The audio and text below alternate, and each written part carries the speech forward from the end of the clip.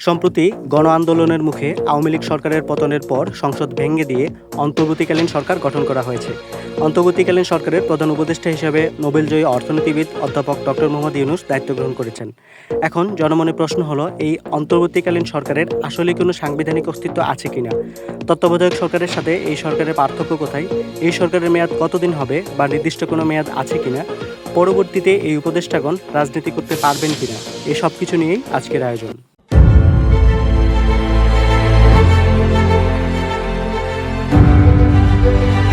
প্রথমে আসি এই অন্তর্বর্তীকালীন সরকারের বৈধতার বিষয়ে। যদি সংবিধানের কথা বলি, বাংলাদেশের বর্তমান সংবিধানে অন্তর্বর্তীকালীন সরকার নামে কোনো ব্যবস্থার কথা উল্লেখ নেই। তবে কাছাকাছি ধরনের একটি ব্যবস্থার কথা আগে বলা ছিল, যেটি তত্ত্বাবধায়ক সরকার ব্যবস্থা নামে পরিচিত। 1996 সালের 13তম সংশোধনীর মাধ্যমে সংবিধানে অবাধ ও সুষ্ঠু নির্বাচন অনুষ্ঠানের জন্য নিরপেক্ষ নির্দলীয় তত্ত্বাবধায়ক সরকার ব্যবস্থার প্রবর্তন করা হয়।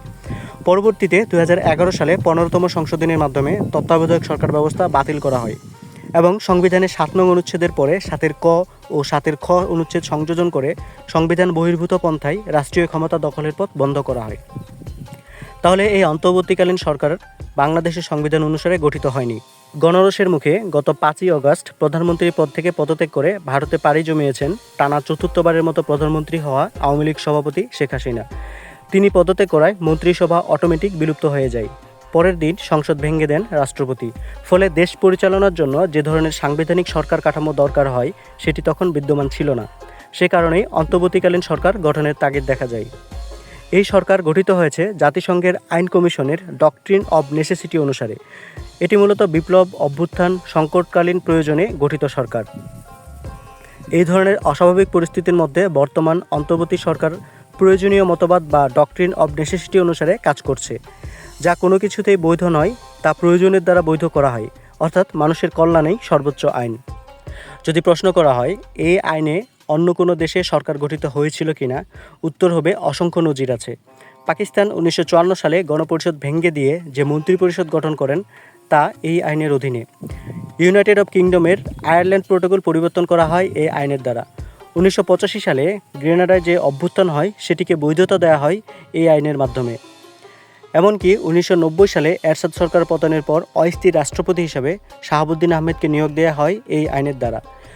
বর্তমানে যে অন্তর্বর্তীকালীন সরকার গঠিত হয়েছে, তার বৈধতা নিয়ে বিন্দুমাত্র সন্দেহের অবকাশ নেই। প্রথমত, দলমত নির্বিশেষে সাধারণ মানুষের চাহিদার প্রতিফলন ঘটেছে এবং আন্তর্জাতিকভাবে গ্রহণযোগ্যতা পেয়েছে। তবে পরবর্তীতে 13তম সংসদীয় নির্বাচনের মাধ্যমে যে সংসদ গঠিত হবে, সেখানে 18তম সংশোধনীর মাধ্যমে এই সরকারকে বৈধতা দিতে হবে, যেমনটি 11তম সংশোধনীর মাধ্যমে 1990 থেকে 91 সালের শাহাবুদ্দিন আহমেদের দায়িত্ব গ্রহণকে বৈধতা দিয়েছিলেন। এখন প্রশ্ন হলো, পরবর্তী সরকার যদি বৈধতা না দেয়, উত্তর হলো বৈধতা দিতেই হবে, নয়তো সরকারের সাথে সাথে তাদের নির্বাচনও অবৈধ হয়ে যাবে।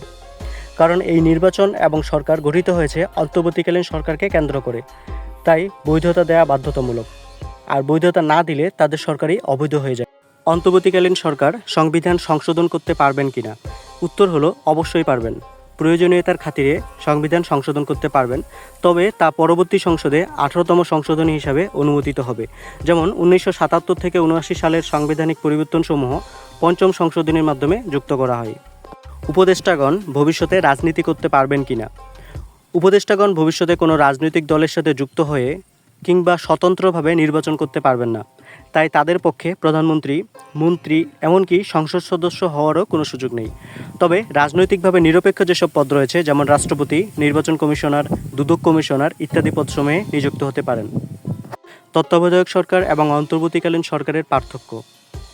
তত্ত্বাবধায়ক সরকার এবং অন্তর্বর্তীকালীন সরকার মূলত একই সরকার। দুই সরকারের কাজই হলো নিরপেক্ষ, নির্দলীয় এবং জনগণের কাছে গ্রহণযোগ্য একটি নির্বাচনের আয়োজন করা। নির্বাচনে যে দল বিজয়ী হবে, সেই দলের প্রধানের হাতে ক্ষমতা হস্তান্তর করা। তত্ত্বাবধায়ক সরকার হোক আর অন্তর্বর্তীকালীন সরকার হোক, দুই সরকারের প্রধান কাজই মূলত এটিই। তবে এই নির্বাচন আয়োজন করতে যেয়ে তাদের কিছু সংস্কার করতে হয়। প্রতিনিধিত্বশীল গণতন্ত্রে তত্ত্বাবধায়ক সরকারগুলি তাদের কাজে সীমিত থাকে। প্রকৃতপক্ষে শাসন ও নতুন আইনের প্রস্তাব না করে শুধুমাত্র স্থিতাবস্থা বজায় রাখতে কাজ করে। তবে অন্তর্বর্তীকালীন সরকারের কাজের পরিধি একটু বড় হবে। তারা মূলত সংস্কার করার সুযোগ পায়। নির্বাচন কমিশন থেকে শুরু করে বড় বড় মন্ত্রণালয়ের মধ্যে রদবদল করার ক্ষমতা রাখে। অর্থাৎ যেসব জায়গায় সংস্কার প্রয়োজন তারা সেটা করতে পারে। আর একটা পার্থক্য রয়েছে, সেটা হচ্ছে মেয়াদ সংক্রান্ত। তত্ত্বাবধায়ক সরকারের মেয়াদ 90 দিন আর অন্তর্বর্তীকালীন সরকারের মেয়াদ অনির্দিষ্ট। তারা যখন মনে করবে দেশে স্থিতিশীল অবস্থা বিরাজ করছে, নির্বাচনের জন্য উপযুক্ত পরিবেশ গঠিত হয়েছে, ততদিন পর্যন্তই তাদের মেয়াদ হবে। সেটা 3 মাস, 6 মাস, 9 মাস, এমনকি 1 বছর পর্যন্তও হতে পারে।